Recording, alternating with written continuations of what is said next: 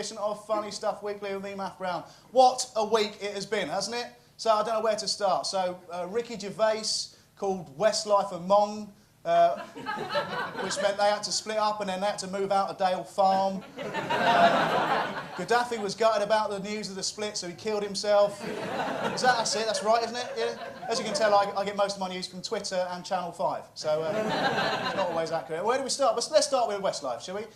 They've come a long way, haven't they? They've come a long way since being formed by Louis Walsh, you know, after he handpicked them from his own private collection of rent boys. Look at the eyes. Just look at the eyes. They're saying, how badly do you want to be in the band, boys? Westlife have been together for 14 years. Now, that's a long time. I mean, you actually get less than that for murder. Personally, if I had to choose between Westlife and prison, I'd take prison, I think, wouldn't you? You know, arse rape or flying without wings. Is there lube? No. I'd still take the arse rape. Yeah, I'd take the arse rape. The band, I don't see how we can call them a band, really, because there's 4 of them, and none of them play an instrument. Well, apart from Louis' cock, of course. Yeah. Look at him. Look at that face. Look at that expression. That's him saying, yeah, that's it, boys, just there. Yeah, you're through to the next round. Well done. Westlife have had 14 #1s and sold 44 million records. That's some achievement, I'm not taking that away. But you try and track anyone down that actually owns up to owning one of their records. It's not easy, right? So what are the boys going to do next? Well, I don't know, but Bagsy Kean! Yeah. Don't cry about it, you get your own room, come on. But whilst Westlife are disbanding, other bands are reforming. First we had Steps, which obviously is a tragedy. And now the Stone Roses are reformed, which is great news. But I can't be the only one thinking, fingers crossed, the next one, Musical Youth. Yeah. Joke there, purely for the over 35s. If you don't know who Musical Youth are, which is probably 95% of this room, then they were our version of Westlife, only they didn't have to, you know, they didn't need the bar stools and stand up on a key change. That's basically what Westlife did. 14 years, one trick. That's all they had. I'd love to be in a production meeting for some of their videos. So what should we do with this one? We could stand up from bar stools. Fucking brilliant! That's it. Genius. Right, let's have lunch. Brilliant. But talking of Musical Youth, I actually worked with them at a corporate gig not so long ago. And they were my heroes. I really wanted to impress them. I only went and ballsed it up. I only went to pass the touchy to the right. There will be a pause now in the production of this whilst everyone under 35 goes and Googles Musical Youth to get that joke.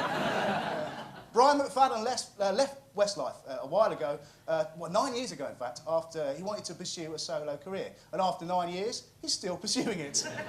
Sorry Brian, you've been tarnished with a Katona brush, it's as simple as that. Incidentally, Kerry Katona is in the news again, right, for having a pop at Alex and Chantel. She called them cringy. Hello, yeah, is that kettle? Yeah, it's pot here. You're black. Bye.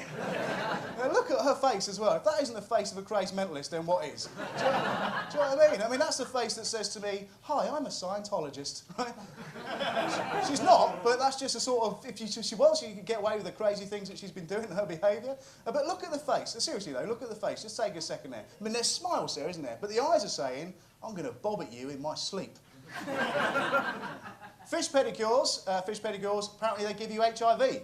Yeah, nothing like a good overblown headline from the Daily Mail, was there? But don't worry, I've checked with official sources to see if it's true, and the Sun said it's true as well, so it is true. But it turns out that fish bars seem to be trendy amongst idiots, you know, and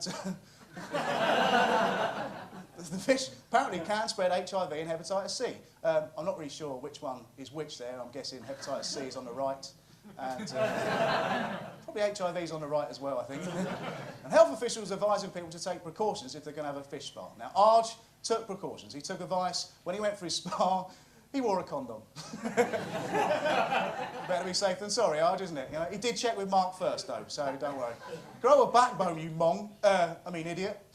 I don't really get this trend, because that's all it is, it's a fad. I mean, who came up with the idea of putting your feet in a tank full of fish to get rid of dead skin? Ah, that explains the hepatitis C, doesn't it? Okay. So, fish pedicures, what's next? You know, horse facials?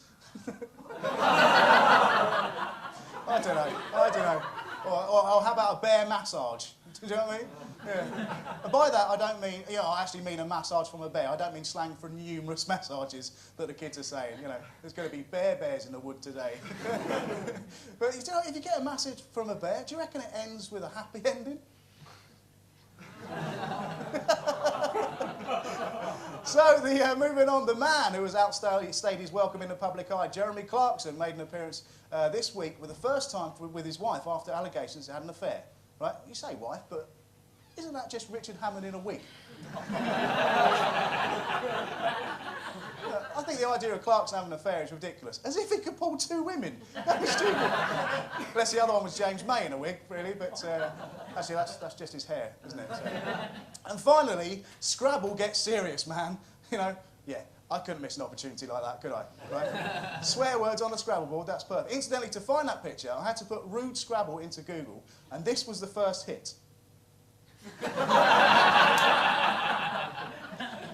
The World Scrabble Championships took place in Warsaw this week, and a player in the tournament demanded that his opponent was strip-searched to find a missing tile. This was the player. Yeah, I don't think it's about the missing tile, was it, Giles? Let's be honest. The missing tile was a G as well, and I don't know much about Scrabble, but I know sticking a G tile up your arse, it's not the same thing as finding a G spot, let's be honest. Right? But the tournament was eventually won by Nigel Richards. Yeah. Isn't he a beauty? Yeah. Nigel, single, who'd have thought it? Nigel won by putting down Omified in the final, which scored an impressive 96. He also put down the words virgin, still lives with his mum, and Irish rocks. Yes, it does. Incidentally, this week, I beat this bloke at Scrabble. Again, a joke for the over 35s there. That's got to be the ultimate. That's better than beating Stephen Fry. That's all from me this week, ladies and gentlemen. I'll see you again for next week for more FSW. Good night.